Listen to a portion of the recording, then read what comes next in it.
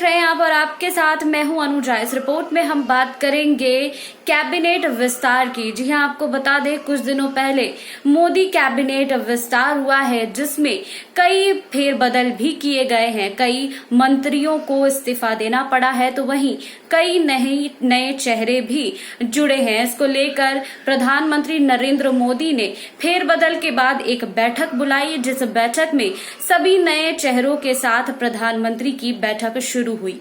इस बैठक में नरेंद्र मोदी ने फोकस किया कि कोरोना की तीसरी लहर को कैसे रोकना है उस पर, और साथ ही किसानों पर भी फोकस किया गया है। और साथ ही नरेंद्र मोदी ने ये भी साफ किया है कि जो भी नेता इस्तीफा दिए हैं वो व्यवस्था के कारण दिए हैं। पुराने मंत्री जो हैं वो उनमें भी क्षमता है, लेकिन अब जो नए मंत्री बने हैं वो भी पुरानी मंत्री से मिले और उनके अनुभव को जो है वो साझा करे और उनसे बातचीत करे और जुड़े रहे। देखिए इस रिपोर्ट में कि इस बैठक में नरेंद्र मोदी ने अपने नए कैबिनेट मिनिस्टर के साथ बैठक में क्या बातें कही हैं। बुधवार को बड़े फेरबदल के बाद गुरुवार को नए केंद्रीय कैबिनेट की बैठक हुई। इस बैठक में किसानों और कोरोना वायरस की संभावित तीसरी लहर से निपटने को लेकर बड़े फैसले लिए गए। वहीं प्रधानमंत्री ने रविशंकर प्रसाद, हर्षवर्धन और रमेश पोखरियाल निशंक जैसे नेताओं को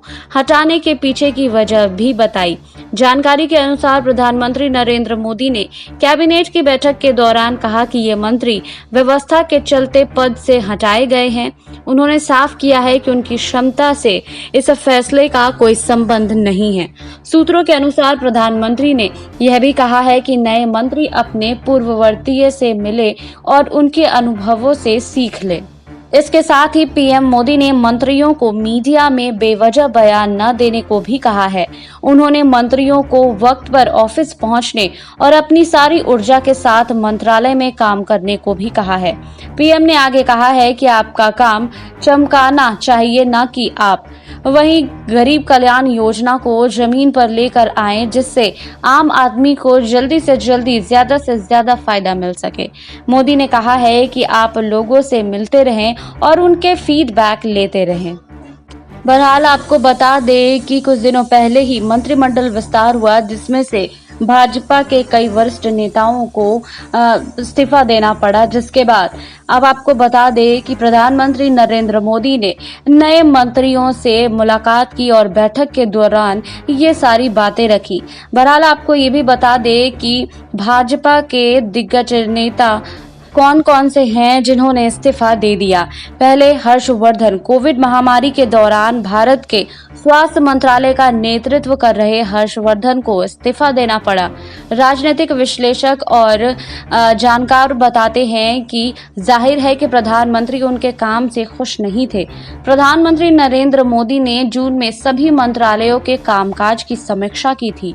वहीं बताते हैं जानकार कि स्वास्थ्य मंत्रालय को पूरी तरह बदल दिया गया है। सरकार दिखाना चाहती है कि कोविड महामारी के दौरान लोगों को जो भी दिक्कतें आई हैं या नुकसान हुआ है, अब नहीं होने दिया जाएगा। वहीं स्वास्थ्य मंत्री को हटाने से सरकार पर यह सवाल भी उठेगा कि उनके महामारी के दौरान ठीक से प्रबंधन नहीं किया और लोगों की जान बचाने में नाकाम रही। विश्लेषकों का मानना है कि प्रधानमंत्री नरेंद्र मोदी को विपक्ष की आलोचना की बहुत परवाह नहीं है।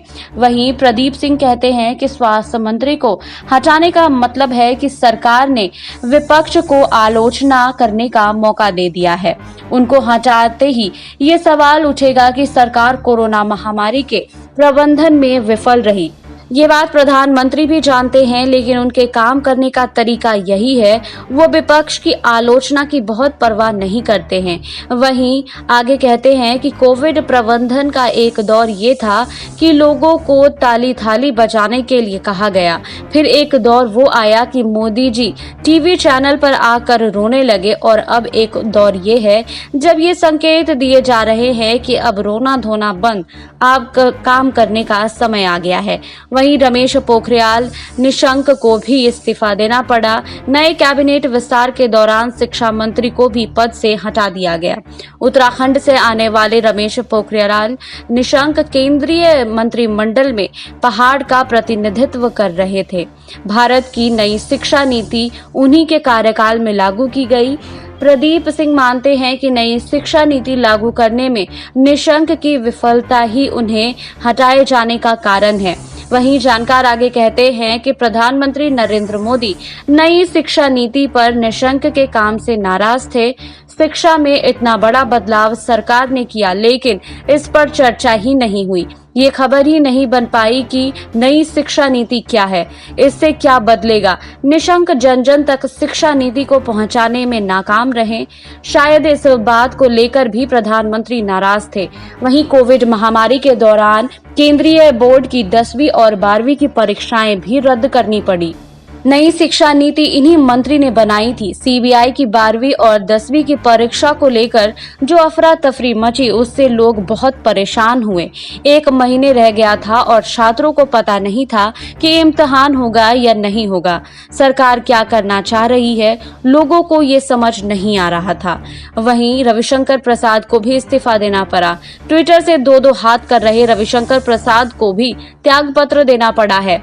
वहीं जानकार कहते हैं कि रविशंकर प्रसाद को पद से हटाने की वजह ये विवाद भी हो सकता है। फडणवीस कहते हैं कि रविशंकर के इस्तीफे को ट्विटर विवाद से जोड़कर भी देखा जा रहा है। रविशंकर प्रसाद ने जिस तरह से दुनिया की बड़ी तकनीकी कंपनियों को चुनौती दी, उससे भारत एक अजीब स्थिति में फंस गया, जहां अमेरिका को भी कहना पड़ा कि भारत गलत कर रहा है। मुझे लगता है कि भारत का आशय किसी वैश्विक विवाद में फंसना नहीं था। इससे भी भारत को बहुत दिक्कत हुई है।